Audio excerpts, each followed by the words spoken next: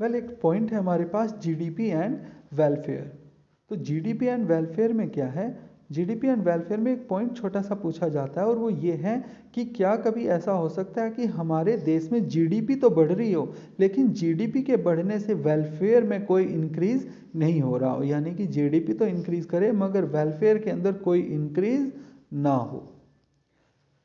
तो इसे हम बोलते हैं limitation of GDP as an index of welfare. देखिए, जब भी कभी जीडीपी इंक्रीज करेगी तो जीडीपी का मतलब होता है value of goods and services, यानी कि गुड्स एंड सर्विसेज भी इंक्रीज होंगी। और जब गुड्स एंड सर्विसेज इंक्रीज होती हैं तो किसी भी इकोनॉमी में, किसी भी सोसाइटी में वेलफेयर जरूर होता है। लेकिन ऐसा कब है कि ऐसा ना हो? तो आइए ये कुछ पॉइंट समझते हैं। 4 पॉइंट हैं, उन्हें हम समझते हैं। पहला पॉइंट है डिस्ट्रीब्यूशन ऑफ इनकम। देखिए, अगर जीडीपी इंक्रीज हो रही हो, लेट्स सपोज कि पिछली बार जीडीपी थी 100 और इस बार जीडीपी है 140, तो इसमें तो जीडीपी इंक्रीज हुई है। लेकिन अगर ये जो वैल्यू बढ़ी है ये बिलोंग करती है एक छोटे से सेक्शन के, पूरी सोसाइटी से नहीं, इस पूरी सोसाइटी के इस छोटे से सेक्शन से ये चीज़ बिलोंग करती है।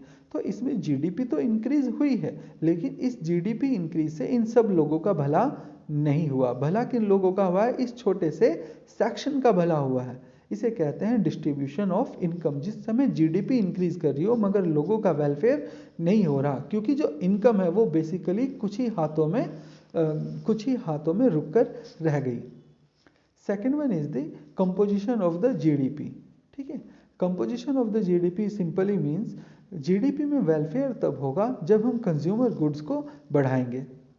लेकिन अगर हम ये बात करें कि हम कैपिटल गुड्स को बहुत बढ़ावा देते हैं, एग्जाम्पल हम बात समझते हैं कि हमारी जीडीपी में इंक्रीज हुआ लेकिन जीडीपी में जो हमने गुड्स एंड सर्विसेज का प्रोडक्शन किया है वो लेट्स सपोज डिफेंस आइटम के गुड्स हैं।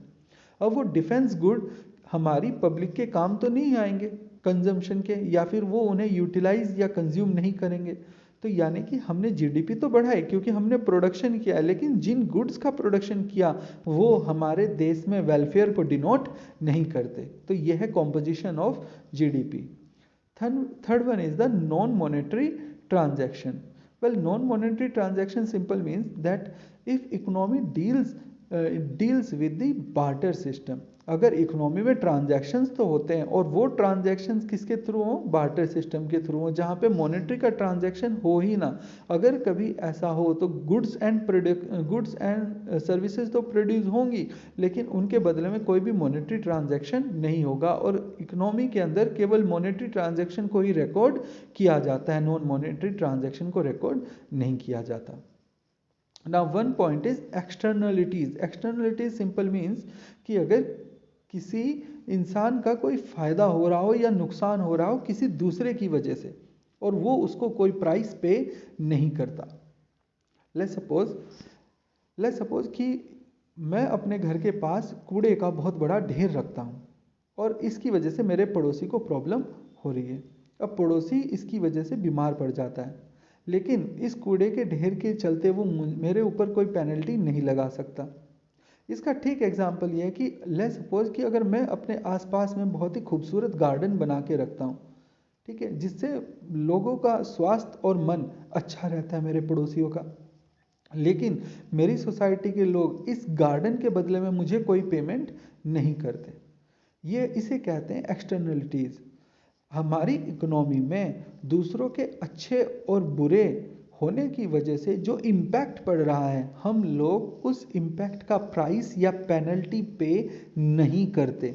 और क्योंकि हम पेनल्टी पे नहीं करते तो इम्पैक्ट तो होता है, गुड्स एंड सर्विसेज बढ़ती हैं, लेकिन जब हम उसका प्राइस पे नहीं करते तो उसकी कहीं पर काउंटिंग नहीं आती। ये एक सिंपल सा पॉइंट था। हमारा क्या टॉपिक था? ये लिमिटेशंस ऑफ जीडीपी।